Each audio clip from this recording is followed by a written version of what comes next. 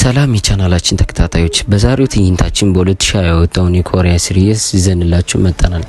እንደተለመደው ቪዲዮ ላይክ ቻናሉን ሰብስክራይብ ያደረጋችሁ እንድትጀምሩት ያሳሰብነ። ትዕይንታችን ሲጀመር ያቡ የተባለች እንስት መንገድ ላይ እየሮጠች እያሳየን ነው። ከብዙ ሩጫ በኋላ የሆነ መንገድ ላይ ስትደርስ ያቡ የሃይስኩል ተማሪ መሆኗን የሚያሳውቅ የባጅ ምልክት እንደለበሰች እናያለን።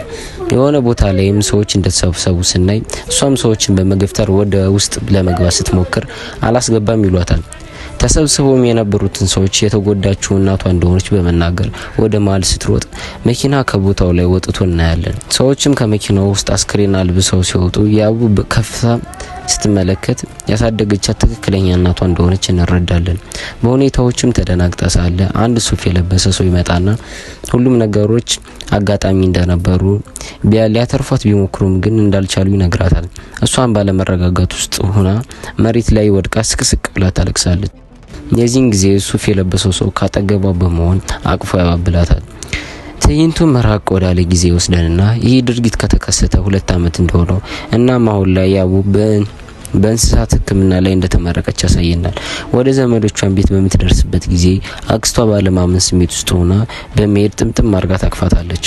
የዚህን ጊዜ ያቡ ምንም ሳትል ስትቀር አክስቷ እስካሁን የተማረችው እሷ ጋር ሆና በዚህ መንደር እንደምትሰራው በመናገር ወደ ውስጥ እንድትገባ ትጠይቃታለች።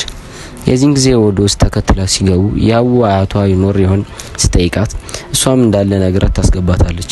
ወደ ውስጥም ላይ አያቷ ተቀምጦ ያሳየናል። አክስቷም ሰላም ልትለው ያቡ እንደመጣች ስትነግረው ቀና ብሎ እንኳን ሳያት ዝምታ መርጦ ይቀመጣል። ከትዕይንቱም እንረዳው አያቷ ከያቡና ከእናቷ በእናቷ ደስተኛ እንዳልነበረ ነው።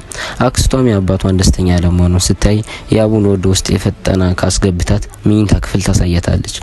በመቀጠልም ጠዋት አካባቢ ከእንቅልፏ ተነስታ በምትሄድበት ቦታ እንዳለ ለመናገር ሳሎን ስትገባ አያቷ የሆነው ጃን ጥሩ ፊት እንዳልሰጣት እንመለከታለን። አክስቷም ግን ፈገግ ካለች በኋላ የቤቱ ምግብ ተስማማሽ በማለት ብዙ ጥያቄዎችን ትጠይቃታለች። በዚህ ጊዜ አያቷ ጥሏቸው ከቤቱ ምንም ሳይላቸው በሚወጣበት ሰዓት አክስቷ በጣም እንደተከፋች እንመለከታለን። ምንም አይደል ብላ መለስ ስታረጋት አክስቷ ማብራት ወደ ትምህርት ቤት የምትሄድ ጓደኛ እንዳገኘችላት በመናገር ታሳውቃታለች። የተዋወቃቻትም ጓደኛ ፈታና ቀለል ያለች ሲሆን የነበሩበትን ቦታ የተለያዩ ተማሪዎችን ባህሪ ትነግራታለች። በመቀጠልም አንዲት አስተማሪ ሌላ ተማሪ ስትቆጣ ስታይ ጓደኛዋ ወደዚህ አስተማሪ በፍጹም እንዳትቀራረቢ ትላታለች። እሷን በመደንገጥ ላይ ያለች ለጓደኛዋ ስለነበራቸው ጊዜ ደስተኛ እንደሆነች በመናገር በሩቅ ክላሷን አሳይታት በማቀፍ ትሰናበታታለች። ወደ ክላስም ደርሳ ለመግባት በምትገባበት ጊዜ ተማሪዎች የራሳቸው የተለያዩ ቡድን እንዳላቸው ተመለከተች። እሷም ከጓደኛዋ ጋር በመሆን አንድ ቡድን ትሆናለች። ጓደኛዋም አንድ የትምህርት ቤታቸው ቆንጆ ልጅ በምታሳያት ጊዜ እንደምትወደዋለች። በመቀጠልም አልግባባ ሲሉ ለጓደኛዋ ሁሉ ነገር እያለቀሰች ስትነግራት እሷን በሳይክል በመሄድ ሊጎዱት ይሞክራሉ፣ ግን በተአምር ይተርፋል።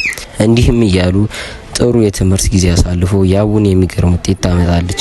በመቀጠልም አክስቷ ይህን በምታይበት ጊዜ ፈጥና ወደ አባቷ በመውሰድ ልጇ አሪፍ ውጤት ለማምጣት ይህን አመት እንዳጠናቀቀች ከተማሪዎችም አንደኛ እንደወጣች ትነግረዋለች። በዚህም አክስቷ ስትደሰት አያቷ የመደሰት ምልክት እንኳን ሳያሳየት ይመለሳል። በዚህም አክስቷ ብትከፋም ያቡ ወደ ስራ መግባት ይህን ክረምት ማሳለፍ እንደምትችል ነግራ ወደ ውጭ በመውጣት በዝናቡ መኪና ይጠብቃሉ። በዚህም ጊዜ ያቡ በአያቷ ደስተኛ አለመሆኗ ስትናገር አክስቷ እንኳን እሷን እናቷንና ራሷን ከትምህርት በጣም አሪፍ ውጤት ቢያመጡ ምንም እንደማይቀበላቸው በመናገር በሱ ሁኔታ ግራ እንዳትጋባ ይልቁንስ አሁን ተግታ መስራትና እነሱ ማኩራት እንዳለባት ትናገራታለች። አብራት ስራ የምትሰራው ልጅ በመምጣት በመስሪያ ቤት መኪና ስትመጣ ታይና ፈጥና ትገባለች። መኪና ውስጥም ሆና አክስቷን ተሰናብታትና ትዕይንቱ ይለወጣል። ከ8 ዓመት ወደ ኋላ ይወስደንና ያቡ በትምህርቷ ቀጥላ በሚገርም መልኩ እንደተመረቀች እያሳየን ነው። መስሪያ ቤታቸውም ውስጥ የሷ ባነር ተለጥፏል። ብዙ ውሾችና ድመቶች እንዳላቸው እንገነዘባለን። በዚህ ጊዜ ምንም ጠንክረው ቢለፉም ያሰቡትን ያክል ገንዘብ እያገኘች እንዳልሆነ ትናገራለች። በሚያወሩበትም ሰዓት ያቡን ከበሬዋና ካሳማ ውጭ እንደማትሰራ ስትናገር አብራት የምትሰራው ልጅ ግን በጣም እንደተናደደች እናም ከድመትና ከውሻ ጋር ፍቅር እንዳለ ስትናገር ስራ ቦታ ላይ ሰዎች ይገባሉ። እነሱም ያቡ የተለጠፈው እንዲያዩ በመናገር ቦታው ድመትና ውሻ እንደማያስገባ ትናገራለች። ወጣውን በሚያወሩበት ሰዓት አብራት የምትሰራው ሴት በመንገድ ላይ የሚያልፉትን የስራ ማስታወቂያ እንደሚያስፈልጋት በመናገር በድብቅ ያሰራችላትን ፖስተር አውጥታ ትሰጣታለች። እንዳትናደድም በመናገር እንድትለጥፈው ትነግራትና ትሰናበታታለች። ያቡ መንገድ ላይ ፖስተሮችን በምትለጥፍበት ጊዜ አንድ ሽማግሌ ወደሷ በመጠጋት ሰላም ይላትና አንድ ውሻ እንደነበረችው ግን የማይሆን ወይም የተመረዘ ምግብ እንደበላች አላቅም ግን በጣም አሟታል ይላታል። እሷም የውሻ ዶክተር ባትሆንም አሁን ላይ የሚሰጣት ውሃ እንደሆነ በመናገር ግራ ታጋባዋለች። እንዲሁም ወደ እሷ ሳይሆን ወደ ሌላ የእንስሳት ሆስፒታል ወሰድ በምትልበት ሰዓት ግራ በመጋባት ውስጥ ሆኖ ምንም መልስ ሳይመልስላት ወደ ስራው ይመለሳል። በመሀልም ከሌላ ሀገር የነበረው መርማሪ ፖሊስ የሆነው ቻን ወደ ከተማው እንደመጣ እናያለን። በአውቶቡስም በሚወርድበት ሰዓት የከተማው ሰዎች ለሱ የምረጡኝ ፖስተር ይሰጡታል። በመሀልም የፖለቲካ አመራሮች በተደጋጋሚ ይሰጡታል። እሱን ተቀብሎ እየተራመደ ሳለ የአቡን ያሳማና የበሬ ክሊኒክ ፖስተር ሰጥቷለች። ከሁሉም ፖስተር የሷ ስለሚለይ በመገረም ካያት በኋላ ወደ እሷ መስሪያ ቤት ማለትም ፖሊስ ስቴሽን ካምፕ ይሄዳል። በሚገባበትም ጊዜ ፖሊሶች በመደናገጥ እየወጡ ይመለከታል። አቁሞም በሚጠይቅበት ጊዜ አደገኛ በሬ የሆነች ልጅ እንዳጠቃት ይናገራል። ተከትሏቸውም ወደ መኪና ይገባል። በሚነጋገሩበትም ጊዜ ከሁሉም የተለየው ቻን እንደሆነ ተናግረው ቻንና ሁለት ፖሊሶች ወደፊት እንዲሄዱ በመናገር ቦታው ላይ ይደርሳሉ።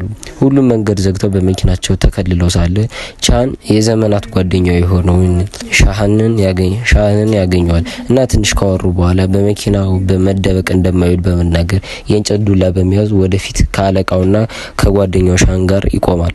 በዚህም ሁሉም ተደናግጠው ቦታቸውን ይዘው እያለ በእንስሳት ጥቃት የደረሰባት ያቡ ስትሆን አንድ ትልቅ በሬ እንደሆነ ያያሉ። በዚህም ጊዜ አሰሪያቸው እነሱን በመተው ወደ ኋላ ሄዶ ሁለቱን ፊት ላይ ያቆማቸዋል። ሁሉም ተደናግጠው እያለ ቻን በመገረም ወደ ኋላ ሳይሸሽ ቆሞ ይመለከታቸው ይጀምራል። እሷም እንዲያድናት በተደጋጋሚ ብትጠይቀውም እሱ ግን ቆሞ እስክታልፍ ያያታል። ሌሎችም ፖሊሶች ቢከተሏትም አልደርስባት ይላሉ። ቻን አለቃውና ጓደኛው የሆነችው ሻን በመቆም ድርጊቱን የተለመደ እንደሆነ ለቻን ይነግሩታል። ጓደኛውም አስከትሎ እነዚህ እንስሶች አመፀኞች እንደሆኑ በመናገር ይረግማቸዋል። አለቃቸውን በመሃል ከፊት ለፊት የሄዱት ፖሊሶች በመደወል እንደተያዘች ሲናገር አዎ ይሉትና ያቡን ከበሬው ላይ ወድቃ ምንም ጉዳት ባይደርስባትም እሷ ግን አይምሯን እንደሳተች ይነግሩታል። ቻንም በመናደድ በስሙ ተመርቃ ግን ምን መስራት እንዳለባት አጣቅም በማለት በንዴት እየተራመደ ሳለ ሳያውቀው የአሳማ አይነ ምድር ይረግጣል። በዚህም በመናደድ እየተቆጣ ሳለ አለቃው በመምጣት ጫማውን ወደ ወንዝ እንዲጥለው በመናገር ጥሎት ይሄዳል።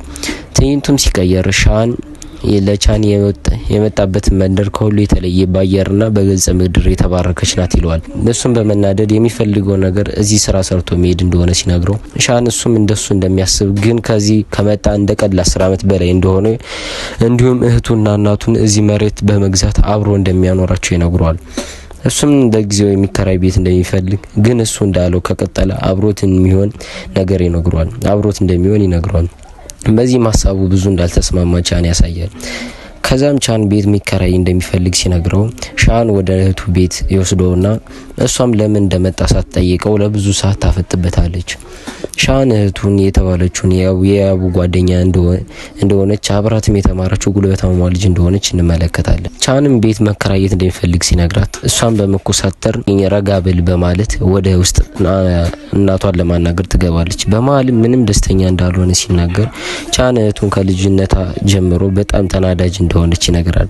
ሲከራዩም ትናንሽ ነገሮች እንዳያጠፋ ይነግረዋል። ካልሆነም ግን በጣም ትዕግስተኛ እንዲሆን እየመከረው ሳለ እህቱ ትመጣና እንዲገባ ስትነግረው በመሀል እንዴት እህት እንዲህ አይነት ባህል እያላት አንተ ዝምተኛ ሆንክ በማለት ይናገረዋል።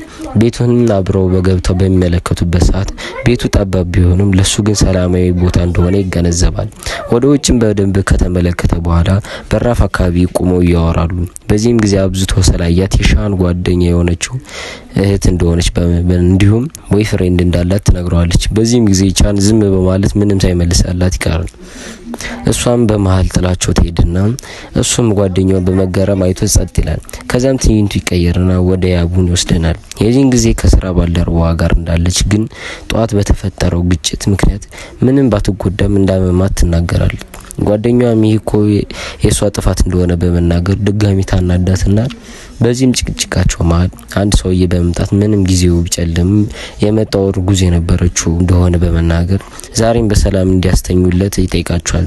የቀረችው አንድ እሷ ስለሆነች አሪፍ ብር እንደሚሰጣቸው ሲናገር በዚህም የያቡ ጓደኛ በብሩ ደስተኛ ትሆናለች። ትዕይንታችንም በዚህ ያልቃል።